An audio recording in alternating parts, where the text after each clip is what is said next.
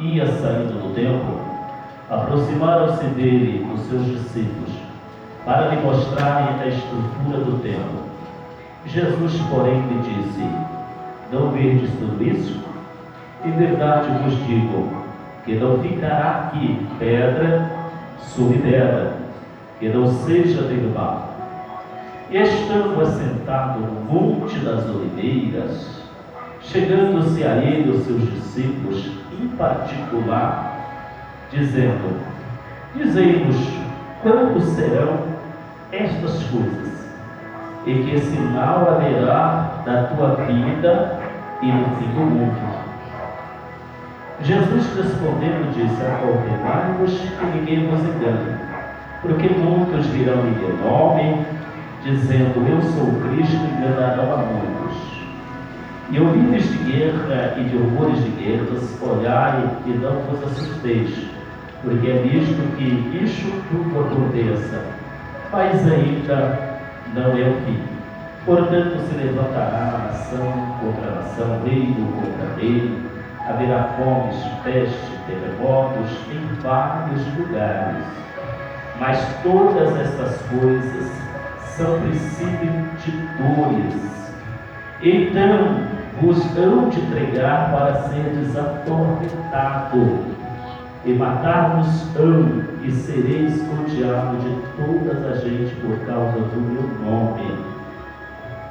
Nesse tempo muitos serão escandalizados, e trair-se-ão uns aos outros aborrecerão, e surgirão muitos falsos profetas, enganarão a muitos. E por muito que se multiplicar a iniquidade, o amor de muitos esfriará. Mas aquele que perseverar até o fim será salvo. Este evangelho do reino será pregado em todo o mundo em testemunho de todas as gentes, então virá o fim.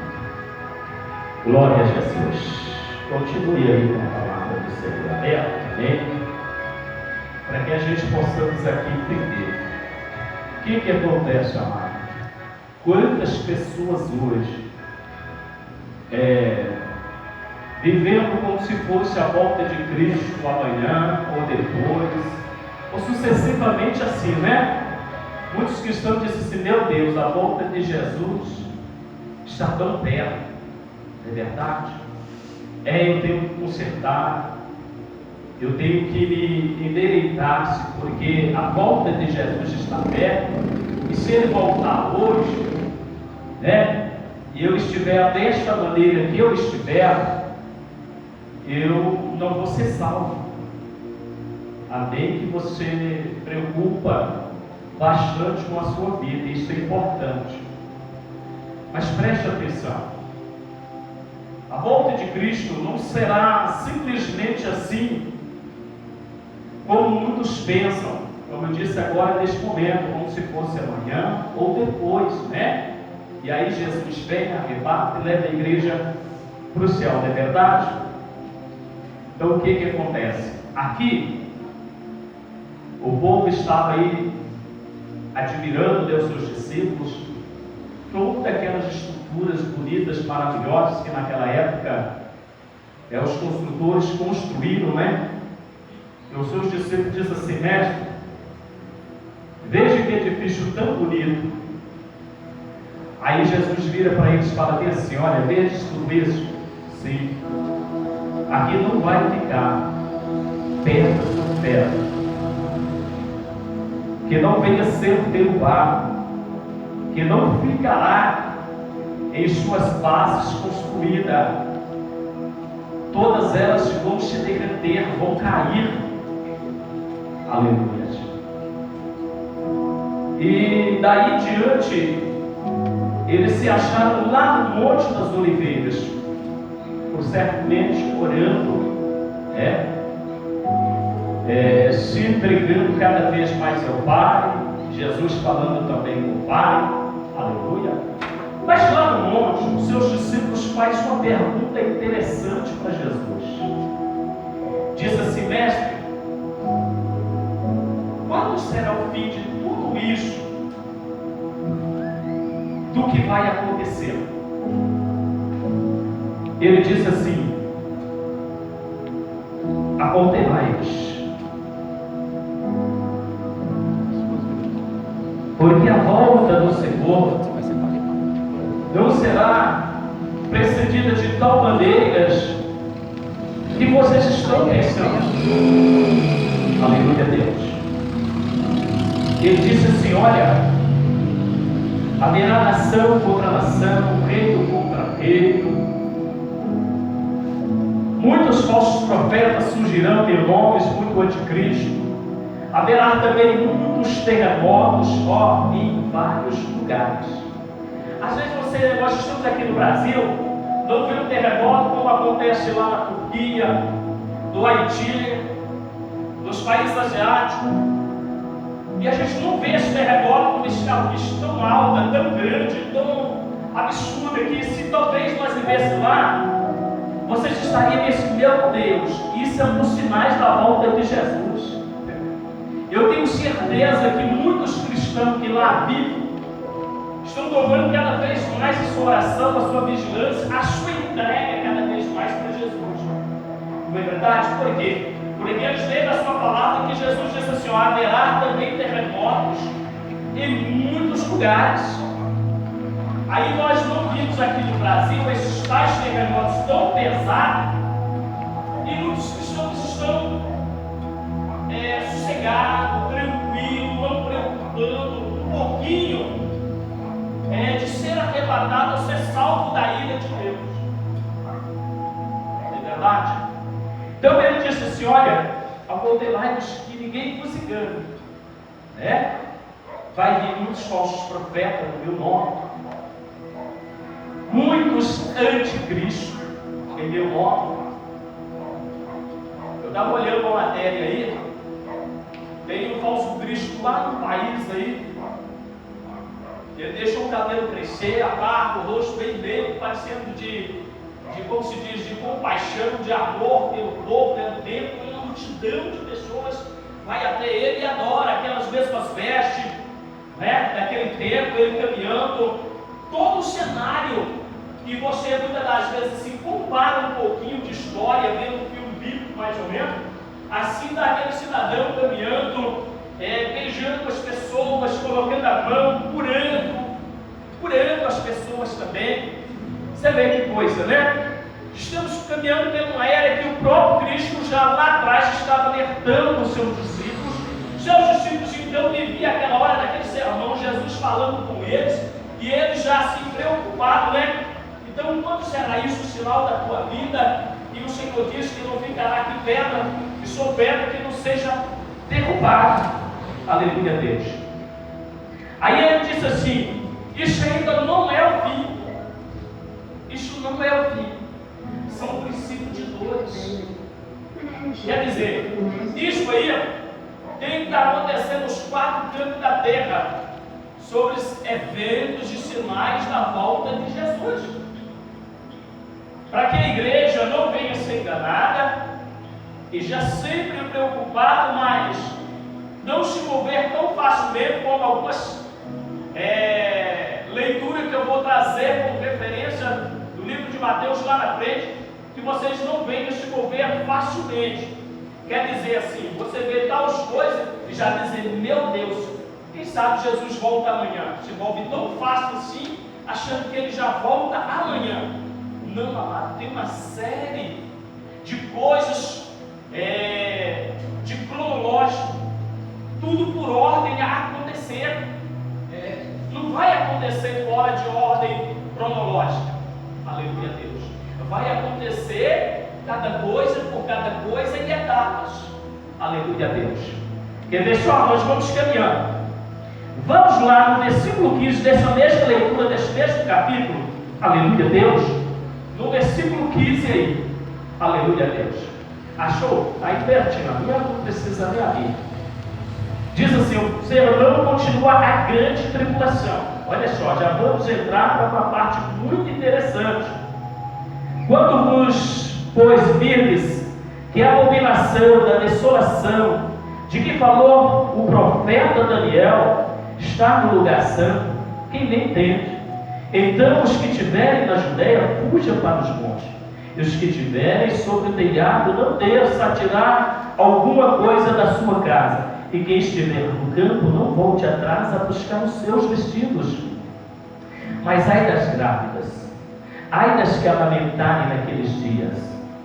Orai para que a vossa fuga não aconteça no inverno nem no sábado, porque haverá então, está vendo? Porque haverá então grande aflição, como nunca houve desde o princípio do mundo. Aí vem, e se aqueles dias não fosse abreviar, nenhuma carne se salvaria por causa dos escolhidos. Serão abreviados aqueles dias. Está vendo aí? Então, quando chegar aquele grande dia, que dia é esse? Um grande dia de tribulação. Amado, o grande dia de tribulação para a tribulação tem uma diferença muito grande. Nos dias de hoje, nós já vivemos grande assim, momentos tribulosos. Não a grande tribulação, mas nós vivemos uma tribulação. Seus discípulos viveram uma tribulação. Mas só que, porém, ainda não é a grande tribulação. Você já está entendendo a diferença da grande tribulação para a tribulação? Quantos irmãos, às vezes, talvez hoje eu não passo uma tribulação, mas amanhã ou depois eu passo uma tribulação, mas talvez o irmão, obreiro, irmão membro, vive uma tribulação. Uma tribulação que vive, talvez, de você pensar que você não vai dar conta de ficar na presença de Deus. E o que é tribulação? Coisas tudo que acontece. Coisas que a gente não quer que aconteça, isso acontece na nossa vida. É por isso que nós temos que entender que nós que servimos a Deus, não estamos livres de passar certas tribulações. Vivemos um dia tribulosos. Então, o que acontece? É preciso cada vez mais você vigiar, entrar sempre em oração e entrar sempre também em adoração ao teu Deus, para que você possa viver as tribulações que vêm sobre você. Por exemplo, esse dia a evangelista Joyce passou uma tribulação muito grande, um perrengue grande, que às vezes a gente pensa que vai haver perder alguém da nossa família, seja ela de enfermidade, seja ela muitas das vezes de uma contenda, desavenças, ou seja ela lá como for, mas muitas das vezes nós passamos certa tribulação. Mas aqui o que Jesus está falando, o sinal da sua volta, é uma grande tribulação. Essa grande tribulação não se compara à tribulação dos dias atuais que nós vivem, ou que nós já vivemos, ou que os seus discípulos também viveram. Olha, os seus discípulos também viveram uma tribulação muito dolorosa. Que o quê? Quem já leu a palavra de Deus sabe que perderam as suas vidas lançados de povos de leões, arrastados por cavalos decapitados, crucificado com Pedro também de cabeça para baixo, tudo por causa do nome de Jesus. Aqui lá em Mateus está falando 24, nós acabamos de ler, que nós seremos odiados por causa do nome de Jesus. Quando acontecer tudo isso, a gente vai ser odiado pelo nome de Jesus. Por quê? Eles não vão aguentar ver você falar de Jesus, de salvação, de pecado. E lá também fala que o amor de muitos esfriarão. O amor de muitas pessoas vai se esfriar. Amado, nem chegou esse grande dia. E nós olhamos assim, quantos irmãos nossos na fé, que não aguentou tribulações, não há em tão grande tribulação, mas tribulação já se desviou-se, afastou-se dos pés do Senhor por qualquer coisa, por festas mundanas, por namorados, por contenda, por desavenças. Quantas pessoas deixou de seguir Jesus? Né? Pela simples pequena tribulação. E será que quando chegar a tão grande tribulação? Porque se eu perguntar agora para cada um de vocês, que só Deus sabe dentro de você, se verdadeiramente você não vai fazer isso naquele grande dia, né? Se eu perguntar assim, você nega Jesus? Obviamente você vai falar agora nesse presente momento, tão bem que você está, você fala, não nega Jesus não. Mas é diferente, amado, da tão grande tribulação, que lá ele já falou, o amor de muitos se expiarão. Eles vão estar se expiando por causa da iniquidade. A iniquidade está cada vez mais crescendo. É um cuidado cristão. Olha, eu alerto vocês, você tem que tomar cuidado com a iniquidade. E você já sabe o que é iniquidade, né? Tudo aquilo que é pecado, que desagrada a Deus, a natureza divina do soberano Criador. Então você vai pecando, vai acostumando com o pecado, vai acostumando, né? Pede perdão hoje, pede perdão amanhã, e daí vai por diante, vai chegando uma hora que você costuma com isso, que você começa a se esfriar para as coisas de Deus. De tão muitas das vezes do pecado, muitas das vezes você fica fazendo as coisas de Deus, pregando, louvando, cantando, ou fazendo visita, seja lá o que for, você costuma tanto, que é tanto natural para você, que daí a pouco o desânimo já vem para você não fazer a obra de Deus. Por quê? A Bíblia diz assim, que esses tais pessoas que usam de engano, eles não vão conseguir permanecer firme na casa do Senhor. Não conseguem, amar.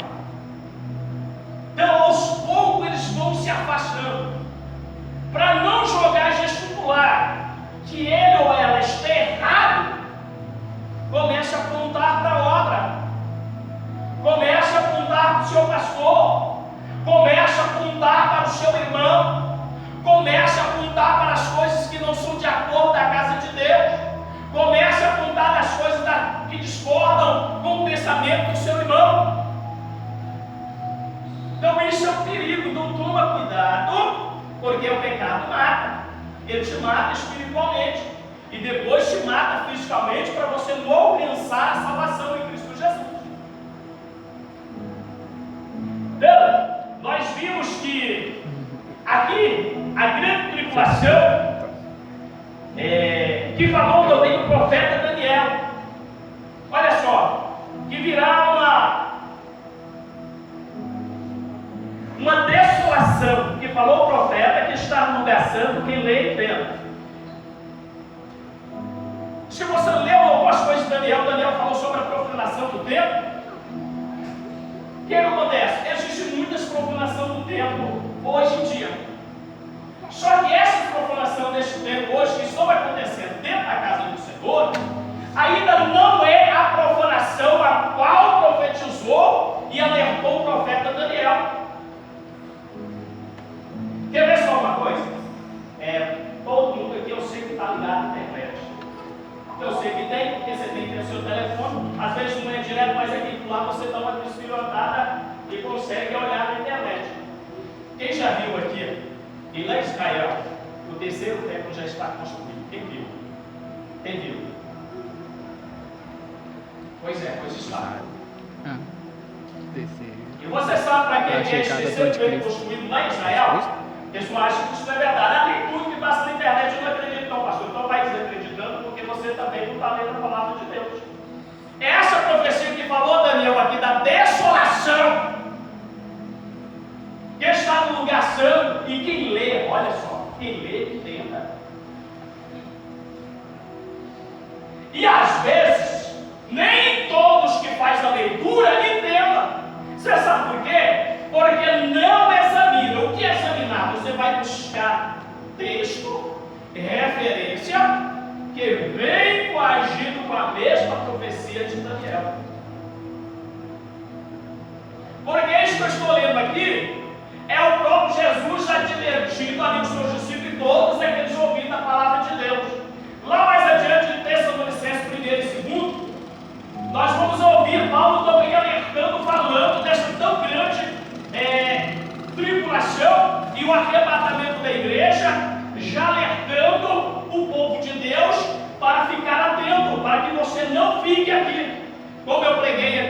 de ontem, e tem pessoa que pensa, se eu não subir agora, eu vou ter uma segunda chance. Tira isso da sua cabeça, não tem isso. Tira isso da cabeça, meu irmão, pelo amor de Deus. Faça a estudar mais a palavra de Deus e examinar, porque você mesmo está tropeçando nas Escrituras. Como diz Paulo, muitos têm tropeçado na palavra. É o que está acontecendo hoje. Quantas pessoas estão tropeçando em cima disso? Porque se nós vamos pegar aqui, amado, sobre a questão do pré e pós, e eu esqueci o outro que se dá no meio, que acredita como vai ser o arrebatamento da igreja. O pré, ele diz, ele quer que Jesus venha antes da grande tribulação. E era assim também que eu pensava, e era assim que muitos pensavam, não é verdade? Então, a gente fazia uma bola de neve, uma confusão em cima daquilo, e a gente achava que teria uma segunda chance. Mas isso é engano. A palavra de Deus não fala isso. Aleluia. Então, o pré, ele acredita que Jesus vem antes da grande tribulação. Quer dizer, começou a sugerir ali, tudo determinado para o anticristo reinar. Eles falam que Cristo vem e leva a igreja, porque eles afirmam assim: Deus não vai deixar os seus escolhidos sofrerem as pragas que estão escritas no livro de Apocalipse. Ninguém diz que Deus vai deixar. Deus não cuidou do teu povo no deserto? Foi verdade? Todo mundo deu a história, não é verdade? De dia uma nuvem, para não molestar o calor. À noite, uma coluna de fogo. É verdade? Deus não livrou da mão do faraó, de Senhor? Assim também Deus vai livrar a sua igreja da grande perseguição dos cristãos. Nós vamos ser perseguidos. De fato, com certeza também a palavra de Deus revela que muitos morrerão por causa do nome dele.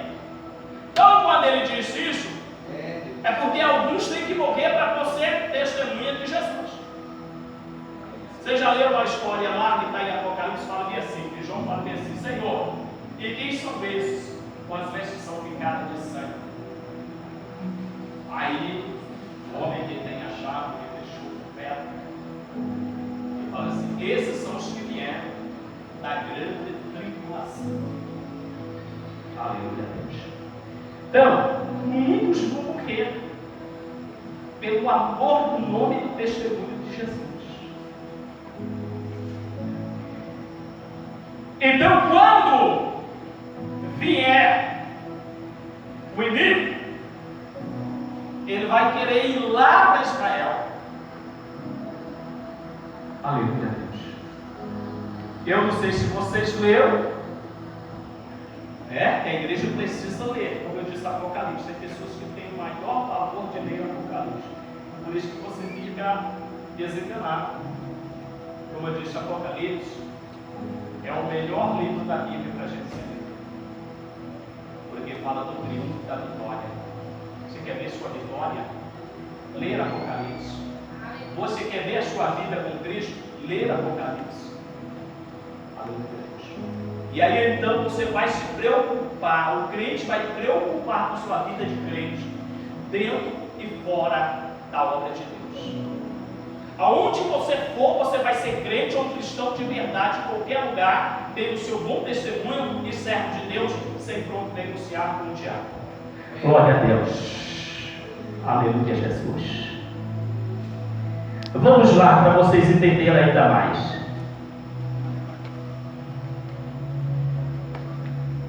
Versículo 21. Glória a Deus. Aí no versículo 15. Abaixo está o versículo 21, olha aí. Porque haverá então grande aflição, como nunca houve desde o princípio do mundo até agora, nem tampouco há de haver. No começo do mundo, ninguém nunca viu, amado, o que Apocalipse deixou revelado para nós. Nunca esta grande aflição. Nem desde o começo do mundo que nós já lemos lá os profetas, sacerdotes, servos de Deus passaram, nunca houve essa grande tribulação. Nunca houve. Pelo qual vai chegar. Pastor, mas quando será isso que vai acontecer, essa grande tribulação? Para que a gente possa estar por dentro, cada vez mais buscar, orar, jejuar, vigiar, se entregar cada vez mais a Deus, renunciando ao pecado, ter vontade de fazer cada vez mais as coisas de Deus com zelo, com amor, com carinho, com determinação, também preocupando com almas, entregando e salvando elas do fogo do inferno, para que não venha a ser também consumido pelo diabo e os anjos. Aleluia, Deus. Então, você precisa preocupar com isso. Você precisa olhar e examinar a sua vida de cristão, de servo de Deus. Aleluia, Deus. Vamos lá para glória a Jesus.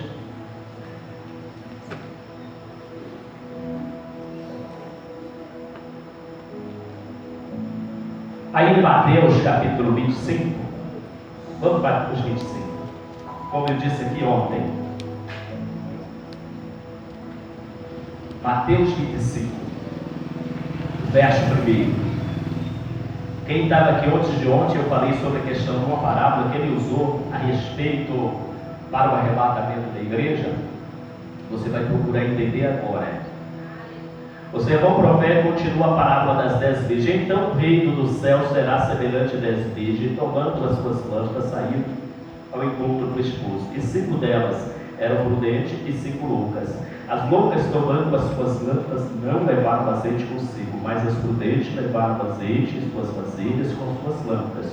Tardando o esposo, torquejaram todas e adormeceram. Mas à meia-noite ouviu-se um clamor, aí veio o esposo e saiu ao encontro. Glória a Deus.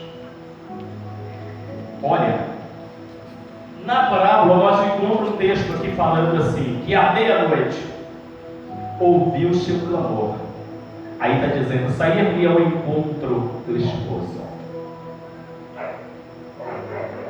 As 5 prudentes, como eu acabei de falar, se você estiver orando, jejuando, vigiando, sendo certo e fiel, fechando mais sua boca, parar de estar certas coisas comentando, parar de estar sempre criticando, parar de estar sempre criticando dentro da obra do nosso Senhor, Deus poderoso, murmurando, levantando contra tudo o trabalho, a obra de Deus, o servo de Deus, ou os líderes, aleluia, Deus.